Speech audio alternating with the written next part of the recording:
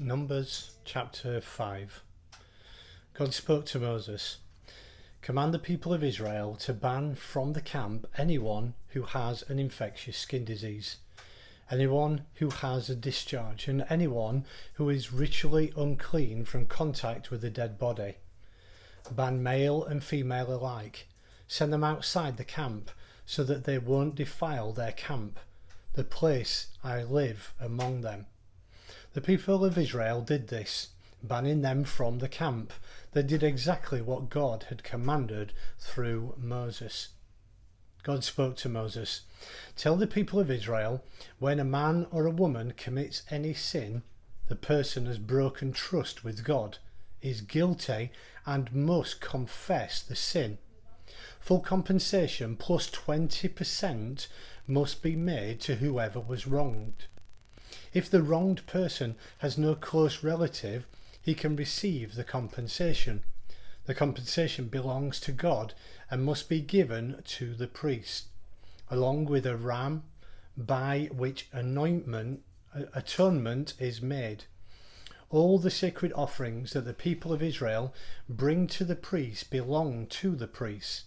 Each person's sacred offerings are his own, but what one gives to the priest stays with the priest."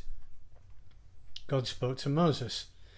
"Tell the people of Israel, say a man's wife goes off and has an affair, is unfaithful to him by sleeping with another man, but her husband knows nothing about it, even though she has defiled herself, and then, even though there was no witness and she was caught in the act, feelings of jealousy come over the husband, and he suspects that his wife is impure.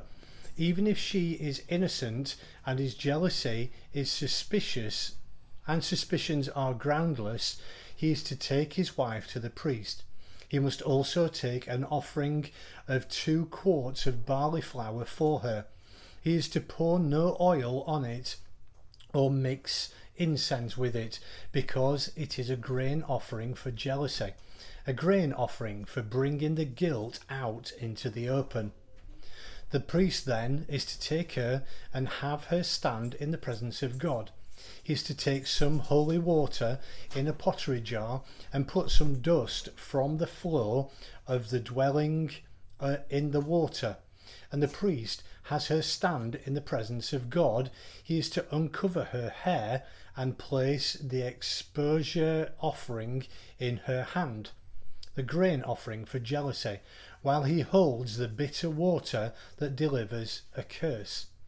Then the priest will put the woman under oath and say, 'If no man has slept with you, and you have not had an adulterous affair and become impure while married to your husband, may this bitter water that delivers a curse not harm you.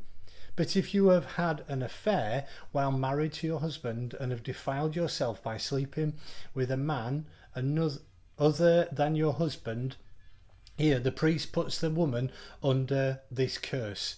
May God cause your people to curse and revile you when he makes your womb shrivel and your belly swell. Let this water that delivers a curse enter your body so that your belly swells and your womb shrivels. Then the woman shall say, 'Amen, Amen.' The priest is to write these curses on a scroll and then wash the words off in the bitter water. He then is to give the woman the bitter water that delivers a curse. This water will enter her body and cause acute pain. The priest then is to take from her hands a handful of the grain offering for jealousy, wave it before the Lord, and bring it to the altar. The priest then is to take a handful of the grain offering, using it as an exposure offering, and burn it on the altar. After this, he is to make her drink the water. If she has defiled herself in being unfaithful to her husband, when she drinks the water that delivers a curse, it will enter her body and cause acute pain. Her belly will swell and her womb shrivel. She will be cursed among her people. But if she has not defiled herself and is innocent of impurity, her name will be cleared and she will be able to have children. This is the law of jealousy in a case where a woman goes off and has an affair and defiles herself while married to her husband, or a husband is tormented with feelings of jealousy because he suspects his wife. The priest is to have her stand in the presence of God and go through this entire procedure with her. The husband will be cleared of wrong, but the woman will pay for her wrong.